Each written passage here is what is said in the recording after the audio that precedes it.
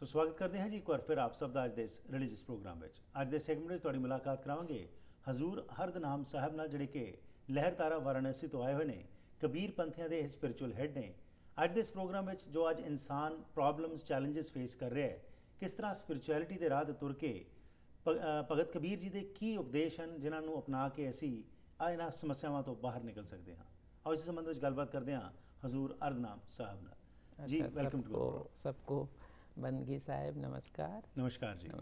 सो हजूर साहब ये बताइए कि जब हम आज देख रहे हैं इंसान बहुत तरक्की कर रहा है पर उसके बावजूद खुश नहीं है, समस्याएं बहुत ज़्यादा हैं, उस लहजे से आज हमें बताइए आपके पर्सपेक्टिव क्या है, जीवन का मकसद क्या है और कैसे इन समस्याओं को हमने कबीर साहब की जो लिखते हैं उससे प्रेरित होकर अपने आप को ठीक करना है।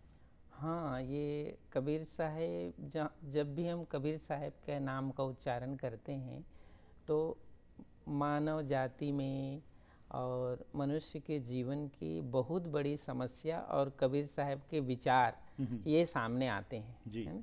और इसी के लिए सदगुरु कबीर साहब के विचार को, उनके उपदेश को आज पूरी दुनिया के जो भी पढ़े लिखे या शिक्षित लोग हैं वो उसको मूल्यांकन करते हैं कि ये कबीर साहब के विचार की बहुत ज़रूरत है, क्योंकि हम मनुष्य हैं और प्रत्येक मनुष्य को इस धरती पर आकर के जीवन जीने का हक है। हम किसी भी प्रकार के किसी के जीवन यात्रा में मानसिक, वैचारिक या किसी भी प्रकार के दखल न दें, ये सदगुरु ने हमें रास्ता बताया। इसलिए साहब ने कहा, भाई रे दो जगदीश कहाँ ते आया। मतलब यदि हम हमारे जीवन में धार्मिक विवाद भी है, आध्यात्मिक यदि खींचतान है, तो उसको भी सदगुरु कबीर साहब ने बड़े सहजता से और सरलता से अपनी वाणियों से निराकरण बताया है। तो इसी मार्ग से हम अपनी अपनी जगह पर हर क्षेत्र में, तो साहब ने जैसे कहा कि कर बहिया बल आपने छाड़ी वीरानी आस, जाके आंगन नदी बहे सोकस मरे प्यास। हर व्यक्ति को मेहनत करके अपनी जीवन यात्रा आगे बढ़ाएं। जहाँ तक साधना की बात है और हमारा ईश्वर परमात्मा खुदा जो भी है वह सब हम अपने अंदर हैं, अपने अंदर उसको अनुभव करें और प्रत्येक मानव के लिए भी एक आदर्श मार्ग स्थापित करें। ये सो हरदनाम जी, जब आपने कहा कि हर एक व्यक्ति के अंदर परमात्मा है, अब परमात्मा की जब हम बात करते हैं, कबीर साहब क्या कहते हैं, इस परमात्मा को कैसे हमने खोजना है, पाना है, और साधना की जो आप बात करें कैसी साधना करनी है? हाँ, एक चीज़ ये है, जब भी कबीर साहब ने ये अनुभव किया कि हर बार मनुष्य के इतिहास को आप उठाकर देखें तो दो विवाद रहे हैं जी। एक राजाओं को राजगद्दी का विवाद रहा है कि मेरा राज्य बड़ा हो, मेरा क्षेत्र बड़ा हो।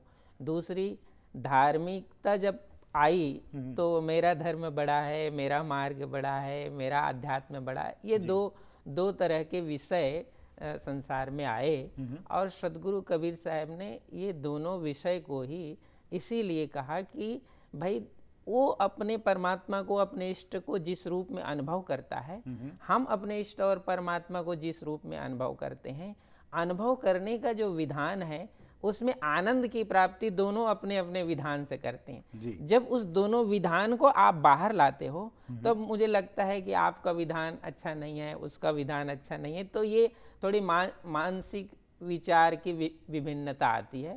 ऐसे कोई विभिन्नता नहीं है, जिसलिए सदगुरु ने कहा, उदाहरण दिया, गहना एक कनक ते गहना, या में भावन दूजा, कहन सुनन को दोई कर थापे, एक नमाज एक पूजा, वही महादेव वही मोहम्मद, ब्रह्मा आदम कहिए, को हिंदू को तुरुक कहाए, एक जिमी पे रही।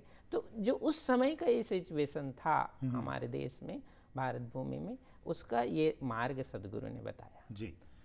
जैसे आपने कहा कि ये मार्ग, उसमें हर एक इंसान जो है उसको उन्होंने अहमियत दी, ना कि धर्म को दी, कि चाहे हिंदू है या मुसलमान है, कोई भी हो, लेकिन एक रास्ता जो है, क्योंकि जैसे आपने कहा कि दो विभिन्न रास्ते हैं, एक वो जो सिर्फ जो वर्ल्डली अफेयर्स में सिर्फ ग्रस्त हैं और दूसरा जो परमात्म के उस रास्ते पे चलना चाहते हैं। तो इसके बारे में थोड़ा सा बताइए हमें कि आज आम इंसान जो है वो चाहता है कि जैसे सदगुरु ने भी ये बात की कि अपना जो भी आपका कर्म है उसको अच्छे तरीके से करो, जिस कित्ते में भी हो आप उसको सही करो, पर उसके साथ हर एक इंसान में एक चाहत है उस भगवान तक पहुंचने की।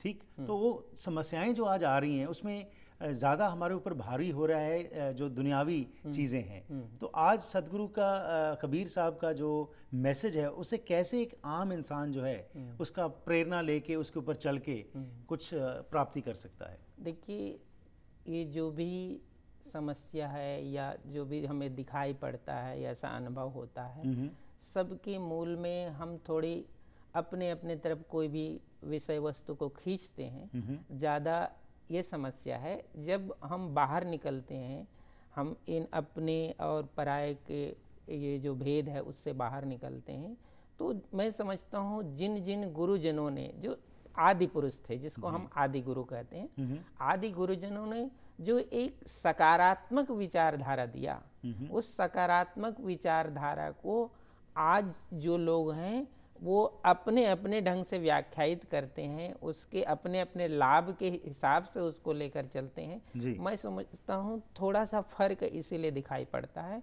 बाकी मानव जीवन की सरलता सहजता का उपदेश सदगुरु कबीर साहब ने दिया, और सबसे पहले तो हमें इस मानव जीवन को बड़े सहज और सरलता से जीना है। उसके बाद एक आध्यात्म का अनुभव की बात आती है। जैसे हम कह सकते हैं एक भूखा व्यक्ति है, उसको व्रत उपवास की शिक्षा आप नहीं दे सकते हैं, पहले उसके पेट को आप भरिए जी, उसके बाद व्रत उपवास की शिक्षा दोगे तो वो काम का होगा। उसी प्रकार से मानव जीवन की यात्रा में सहजता सरलता और उसके जीवन का एक उद्देश्य है, उसके बाद उसे आप कोई आध्यात्म की शिक्षा दीजिए, कोई ज्ञान की शिक्षा दीजिए, तो ये चीज जरूरी है। ठीक है। तो अब जैसे आपने बात की कि पहले तो पेट पूजा फिर बाकी ये चीज़ों की तरफ ध्यान दिया जाए, लेकिन आज वो सरलता की जो हम बात कर रहे हैं, आज धर्म में भी बहुत सारी उलझनें लाई जा रही हैं। जो रिचुअलिज्म बढ़ रहा है और जिसके पास पैसा है वही भगवान की आरती कर सकता है, भगवान तक पहुंच सकता है, एक ऐसा भी कॉन्सेप्ट अब आ रहा है। हिंदुस्तान जहाँ के ऊपर हमारे ये ब्रह्म ज्ञानी पैदा हुए, वहाँ पे उन्होंने मेहनत करके लोगों को उपदेश दिया, दुनिया में ये उपदेश गया, लेकिन आज भारत ही जहाँ से ये परंपरा शुरू हुई थी वहीं पे आज ये चीज़ें कुछ और तरफ चल पड़ी हैं। आप वहाँ रहते हैं, दुनिया भर में जाते हैं, आप हेड हैं जो लहरतारा वाराणसी जो हेडक्वार्टर है, तो आप क्या देख रहे हैं, क्या समस्याएं क्या आ रही, क्यों हम उस मूल को नहीं समझ सक रहे? हाँ, ये आप कह रहे हैं ठीक है। मैं समझता हूँ आज के समय में जो व्यवस्था परिवर्तन हुआ, वो व्यवस्था परिवर्तन भी हमारी धार्मिकता में घुल मिल गया है और इसीलिए ऐसा दिखाई पड़ता है।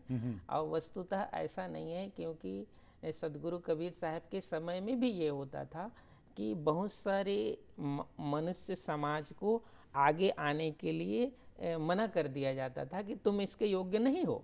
तो उस समय भी सदगुरु कबीर साहब ने ये कहा कि नहीं, हर इंसान पूजा उपासना साधना हर चीज का हर व्यक्ति योग्य है। ठीक, कोई छोटा नहीं, कोई बड़ा नहीं, कोई आध्यात्म के मार्ग में किसी भी साधन के मार्ग, ये 600 साल पहले सदगुरु कबीर साहब ने इस बात को कही थी जी, है ना। और आज भी हम देखते हैं तो केवल व्यवस्था के अनुसार से लोग क्यों में आगे हैं पीछे हैं, ये बहुत बड़ी बात नहीं मानी जानी चाहिए इसको, कि वो व्यवस्था है। जैसे हम गुरुद्वारे की व्यवस्था, कोई आश्रम की व्यवस्था, कोई मंदिर की व्यवस्था, उसको व्यवस्था के रूप में लें और उसको हावी मत करें कि तुम ही योग्य हो इसके, इस पूजा के, इस आध्यात्म के प्रवेश के, ऐसा नजरिया से न देखें तो ज़्यादा अच्छा हो। 600 साल पहले जैसे आपने कहा कि भगत कबीर जी ने ये मैसेज दिया था, लेकिन जात पात से हमें बाहर निकाला, लेकिन अफसोस कि आज भी वो जात पात हमारे में इतनी प्रचलित है कि हाल ही में आपने सुना होगा कि बिहार के मुख्यमंत्री एक मंदिर में गए और मंदिर को उसके बाद जब उन्होंने वहाँ पे माथा टेका, बाहर आए तो उसको धोया गया कि यहाँ पे एक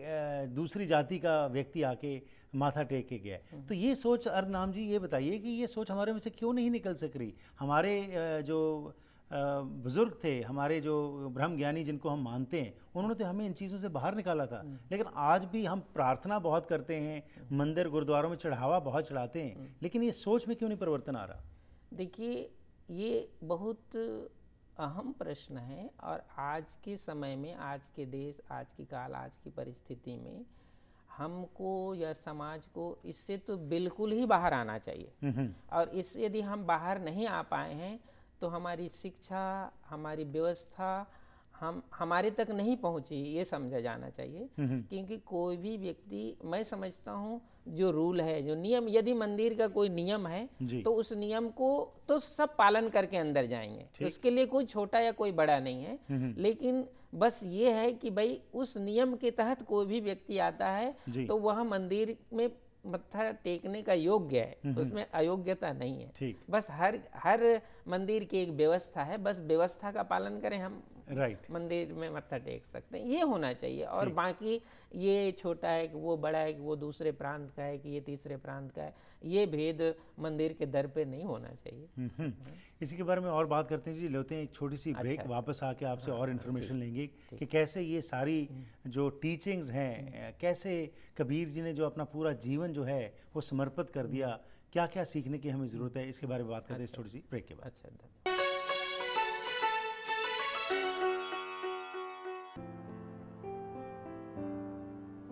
ਕਾਰ ਐਕਸੀਡੈਂਟ ਵਿੱਚ ਲੱਗੀਆਂ ਸੱਟਾਂ ਤਾਂ ਜ਼ਿੰਦਗੀ ਤਬਾਹ ਕਰ ਸਕਦੀਆਂ।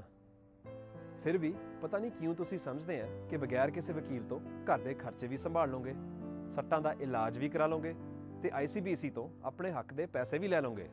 ਮੇਰੀ ਗੱਲ ਸੁਣੋ, ਕਾਰ ਐਕਸੀਡੈਂਟ ਤੋਂ ਬਾਅਦ ਕਈ ਸਵਾਲ ਉੱਠਦੇ ਆ, ਉਹਨਾਂ ਸਵਾਲਾਂ ਦਾ ਜਵਾਬ ਕੌਣ ਦੇਊਗਾ? Dhami Narang and company. ਅੱਜ ਹੀ ਫੋਨ ਕਰੋ 604-864-6131।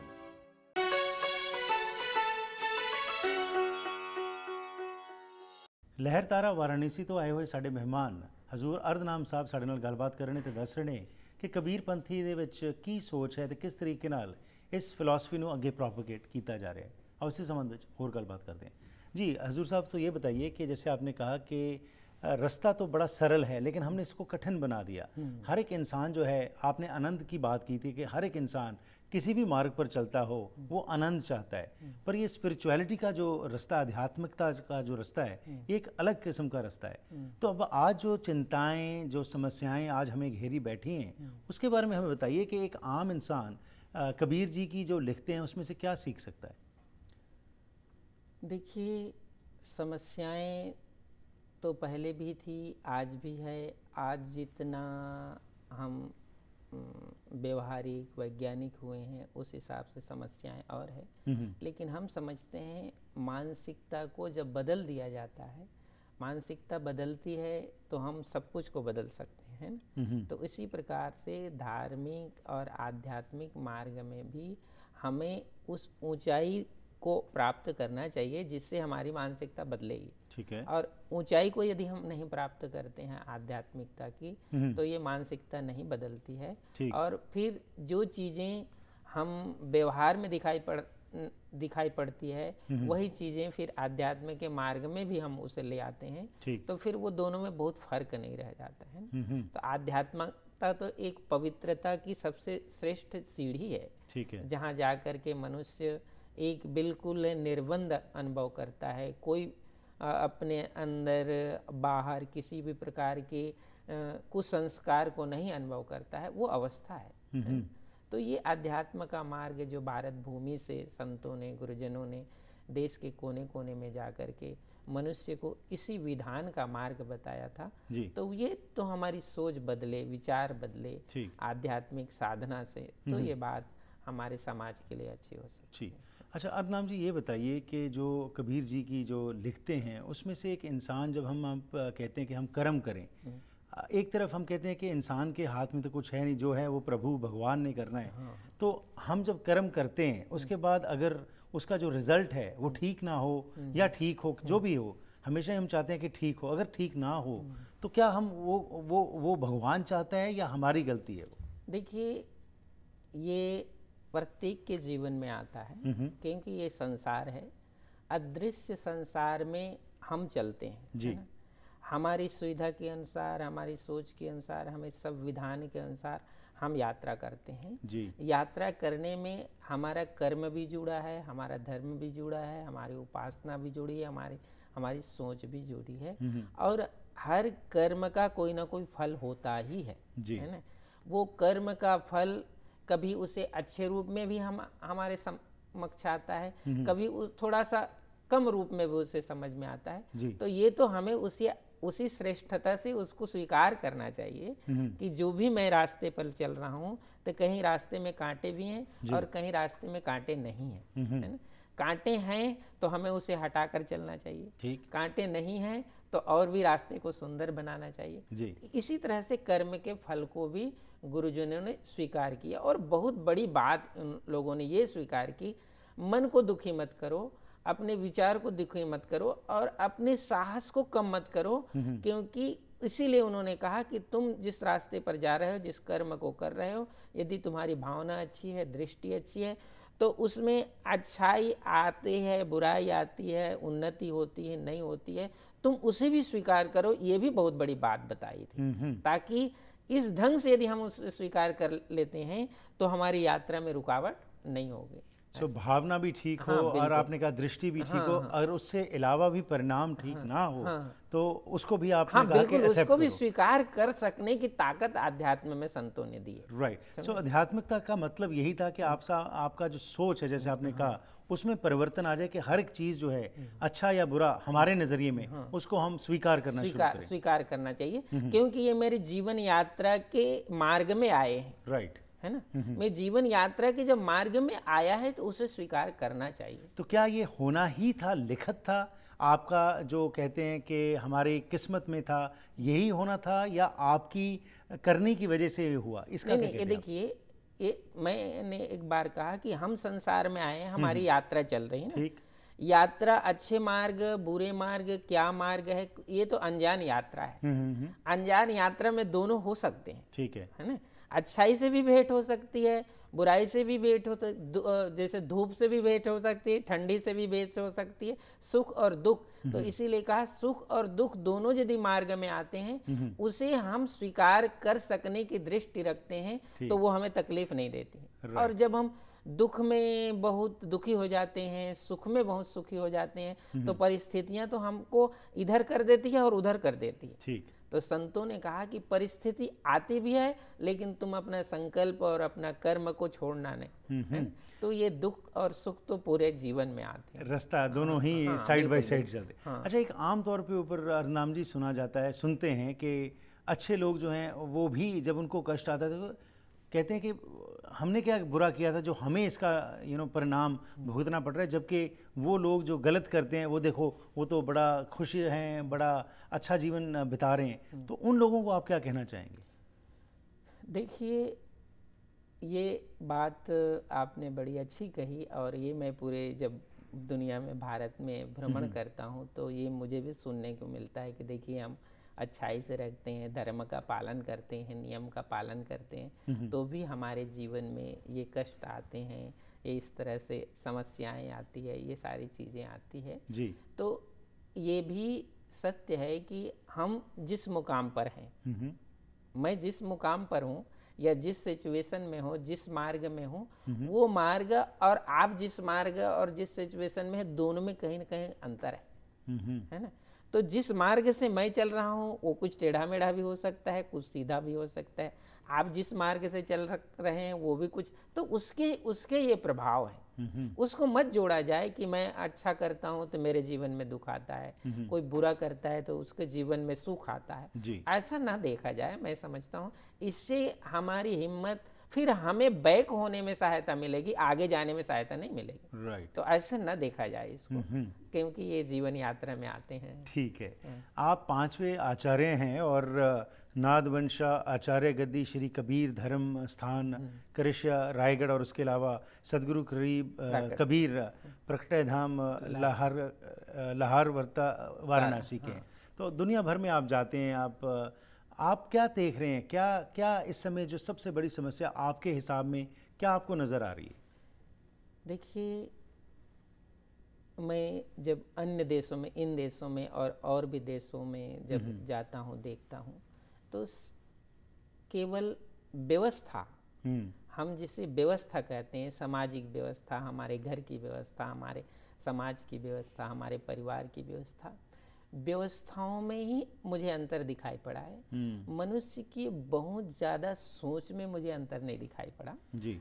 तो बहुत ज़्यादा सोच में जो अंतर नहीं दिखाई पड़ा है, ये हमारे मनुष्य चाहे किसी भी धरती के किसी कोने पर वो जन्म ले, मनुष्य की जो आदत व्यवस्थाएं हैं वो सब जगह से मिलती जुलती हमें दिखाई पड़ती है ना। ठीक। और इसीलिए महापुरुषों का जो उपदेश है दुनिया के किसी भी कोने में वो कारगर साबित होगी। ठीक। क्योंकि हम मनुष्य हैं, हमारी सोच, बुद्धि, विवेक, विचार और चल सकने की जितनी भी क्रियाएं हैं वो सब मिलती जुलती है। ये तो केवल हम इस देश उस देश कहीं भी रहते हैं, उसकी प्राकृतिक व्यवस्था को हमने अपने ढंग से बनाया है, यहाँ उपलब्ध है इस ढंग से बनाया है, इसी में अंतर है। बाकी हमने देखा है, बहुत लोगों से मिला है, रहा है उनके समीप, तो मनुष्य की जो मनुष्यगत विशेषताएं हैं, विचार है, भावनाएं हैं, इसमें बहुत अंतर नहीं है। राइट। तो इसका संविधान जो है वो क्या है? क्योंकि हर एक दुनिया में किसी कोने में चले जाएं, जैसे आपने कहा, आप वही देख रहे हैं कि बहुत अंतर नहीं है, हर एक इंसान की सोच लगभग सेम ही है। बिल्कुल। लेकिन इसका संविधान आप क्या कहना चाहेंगे? किस तरीके से एक शुरुआत की जाए कि एक अच्छा जीवन, सफल जीवन जिसको हम कहते हैं, ना सिर्फ मॉनेटरी पक्ष से लेकिन आध्यात्मिक पक्ष से भी कैसे वो शांति लाई जाए? देखिए, अब इसको इस ढंग से समझें कि जैसे मैं जीवन जी रहा हूँ, मेरा ये काम है, ये यात्रा है, ये सब चीज़ें हैं, सब चीज़ें हैं, हम अपने काम को अच्छे ढंग से कर रहे हैं, हम किसी से व्यवहार अच्छे ढंग, सब चीज़ अच्छे कर। लेकिन जब आप बैठ कर के सोचते हो, विचारते हो, इसी को आध्यात्म पक्ष कहा जाता है। हम बैठ कर विचारते हैं, सोचते हैं, तो हमें जो अच्छा लगता है, जो श्रेष्ठ अनुभव होता है, प्रत्येक मनुष्य की वही मूल पॉइंट है। उसी से उसको सुधरा हुआ कहा जाता है और उसी से उसे बिगड़ा हुआ कहा जाता है। ठीक है, समझे? और यही आध्यात्म का सबसे बड़ा मूल है जी। इसीलिए सदगुरु कबीर साहब ने अंदर मन की शोध की बात इसलिए कहा कि माला तो कर में फिरे, जीव फिरे मुख माय, मनुआ तो चहुदिस फिरे, यह तो सुमरन माय। तो ये क्या है कि जब आप एकांत में बैठ करके अपने कर्म को देखते हैं, अपनी वाणी को देखते हैं, अपने रास्ते को देखते हैं, तो जो आपको शुद्ध लगता है उसमें भी बहुत बार ऐसा लगता है कि ये अच्छा नहीं था जो मैंने किया, लेकिन आप जब करने के लिए बाहर आते हैं तो कुछ स्वार्थ आ जाता है, कुछ मोह आ जाता है, कुछ ममता आ जाती है, तो वो जो अच्छा नहीं था उस पर भी हम कदम रख देते हैं। समझे? तो ये आध्यात्म जो संतों ने बताई है कि जो अच्छा नहीं था उसमें कदम न रखें, ये आध्यात्म है। समझे? और उसी की दृष्टि से संतों ने पूरी दुनिया में मनुष्य को एक श्रेष्ठ मार्ग दिया। ठीक। आखिर में ये बताइए कि क्या मैसेज देना चाहेंगे आज हमारे जो दर्शक सुन रहे हैं? अगर एक चीज़ पकड़नी हो, जितनी हमने बातें की, तो क्या होगी वो? अभी यहाँ सभी जो आपके दर्शक हैं, सभी के लिए हम तो यही कहेंगे कि हम मनुष्य हैं, मानव जाति के इतिहास में हमें बुद्धि, विवेक, विचार सब कुछ दिया है, तो हम थोड़ी सी अपने विचारधारा को, मैं देख रहा हूँ कि जो मोह और स्वार्थपरता ज़्यादा आ रही है समाज में पहले के अपेक्षा, हम थोड़ा उससे बाहर निकलकर अपने मानव जीवन की जो ऊंचाई है जिसके लिए मनुष्य कहा जाता है, हम उन ऊंचाइयों को प्राप्त करें। और मैं समझता हूँ एक वट वृक्ष की तरह हम बहुत छाया दे सकते हैं इस संसार को। बहुत खूब जी, आपका बहुत बहुत धन्यवाद, शुक्रिया, थैंक यू। इस नाल कर दें जी अज इस प्रोग्राम की इत्थे ही समाप्ति। फीडबैक जरूर देना 6046037555। ये सारे प्रोग्राम्स तुसी youtube.com/harpreet singh show भी जाके देख सकते हो। इस नाल ही कर दें अज इस प्रोग्राम की इत्थे ही समाप्ति। फिर मुलाकात होगी, तब तक।